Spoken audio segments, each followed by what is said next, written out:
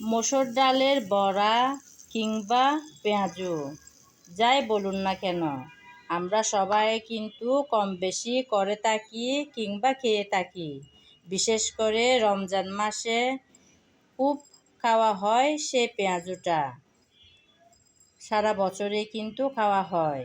তবে এখন তো শীতের সময়, আর এই শীতের সময় চাইলে আমরা এরকম পেঁয়াজ কলি দিয়ে পেঁয়াজও বানাতে পারি, যেটা হবে দারুণ, খেতেও হবে অসাধারণ। আজকে সেই রেসিপিটাই নিয়ে আসলাম আপনাদের মাঝে। আশা করি সকল বন্ধুরা আমার সঙ্গে থাকবেন। শুরুতেই আমি ডাল পরিষ্কার করে ধুয়ে ভিজিয়ে রাখব। তারপর ভিজা হয়ে গেলে একেবারেই বেটে নিয়ে আসব আপনাদের মাঝে। কিছুক্ষণ পর আমি ডাল ব্লেন্ডারের জারে ব্লেন্ড করে নিলাম। আমি এরকম করেছি। কিছু একদম মিহি হয়ে গেছে আর কিছু দানাদার আছে। এভাবে করে নিলাম। আমি তো ব্লেন্ডারের জারে করে নিয়েছি। আপনারা চাইলে শিলপাটাতেও এই কাজটা করতে পারেন। তারপর আমি পেঁয়াজকলিও কেটে নিয়েছিলাম ঠিক এরকম সাইজ করে। এখন পেঁয়াজু কিংবা বড়া আপনারা যাই বলেন না কেন, সেটা এখন বানিয়ে নেব। শুরুতে একটা বড় বাটি নেব। প্রথমে আমি বাটি দুটোটা একটা সাইডে সরিয়ে রাখলাম। তারপর নিয়েছি একটা বড় বাটি। এই বাটির মধ্যে আমি এখন দিয়ে দেব পেঁয়াজকলিগুলো।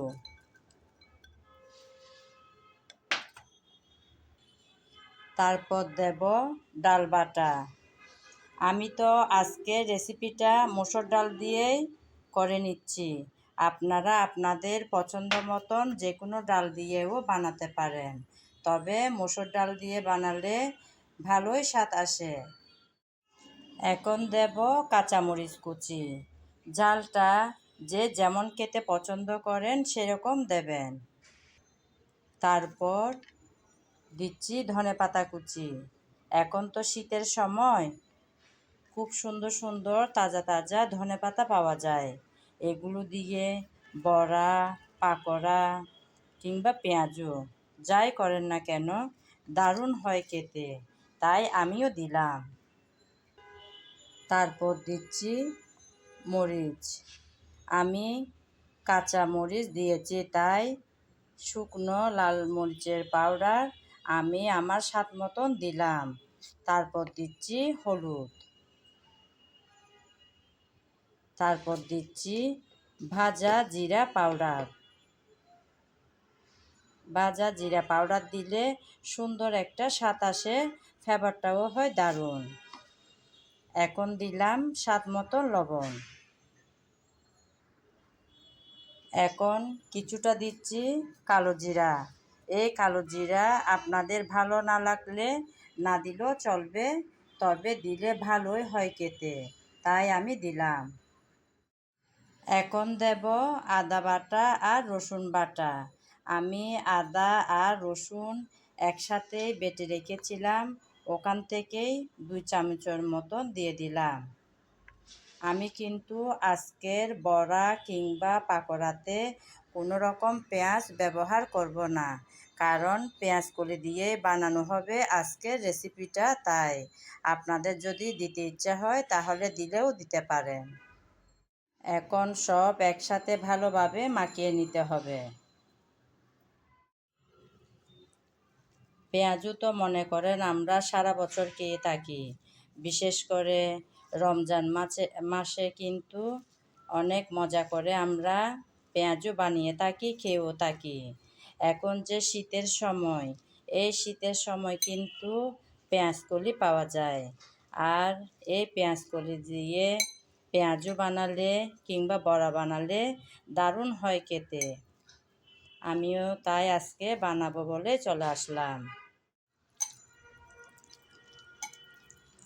ভালোভাবেই মেখে নিলাম বন্ধুরা। এবার বাজার পালা। পেঁয়াজু বানাবো বলে চুলায় আমি আগে থেকে একটা প্যান বসিয়ে তাতে পরিমাণ মতো তেল দিয়েছিলাম। তেল গরম হয়ে গেল। এখন আমি একটা একটা করে এভাবে নিয়ে গরম তেলে ছেড়ে দেব। আমি তো চামচের সাহায্যে দিচ্ছি, আপনারা চাইলে হাত দিয়েও এই কাজটা সেরে নিতে পারেন। আসলে কিন্তু খুব সহজ একটা রেসিপি। এই পেঁয়াজু কিন্তু অথবা মসুর ডালের বড়া কিন্তু কম বেশি আমরা সবাই খেয়ে থাকি। বিশেষ করে ইফতারের টেবিলে পেঁয়াজু কিন্তু থাকেই। আমার বাচ্চারা ভীষণ পছন্দ করে ইফতারের সময় যে পেঁয়াজুটা বানানো হয় সেটা। আমি ঘরে বানাতে না পারলে বাইরে থেকে হলেও কিনে এনে দিই আমার বাচ্চাদের। ওরা ভীষণ পছন্দ করে। তবে এখন তো শীতের সময়, এই সময় পেঁয়াজ কলি দিয়ে এভাবে বানালে দারুণ হয় কিন্তু খেতে। একবার চাইলে আমার রেসিপিটা ফলো করে ট্রাই করতে পারেন। সত্যি কিন্তু ভীষণ মজার। আমি একে একে অনেকটাই দিয়ে দিলাম। এখন অপেক্ষা করব যাতে একটা সাইড ভালোভাবে ভাজা হয়। খুব অল্প সময়ে কিন্তু করা যায়, একদম ঘরে থাকা উপকরণ দিয়ে। চুলার আগুনটা কিন্তু আমি মাঝারি আঁচে রেখেছি, যাতে ভালোভাবে ভিতর অবধি সিদ্ধ হয়, তাড়াতাড়ি যেন কালার না আসে।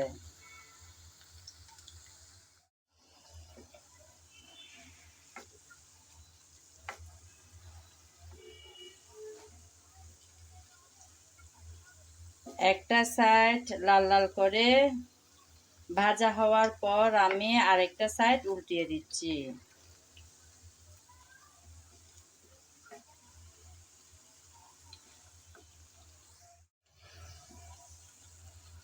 উল্টিয়ে পাল্টিয়ে আমি লাল লাল করে ভেজে নিলাম। আপনারা যারা যেরকম কালার আনতে চান সেরকম কালার চলে আসলে ভাজা বন্ধ করে দিতে পারেন। আমি এখন এরকম অবস্থায় নামিয়ে নেব।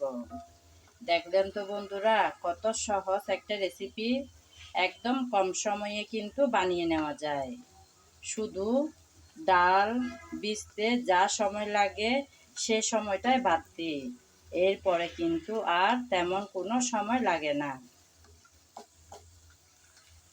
এখন আমি একে একে সবগুলো পেঁয়াজু তুলে নেব তেল চড়িয়ে।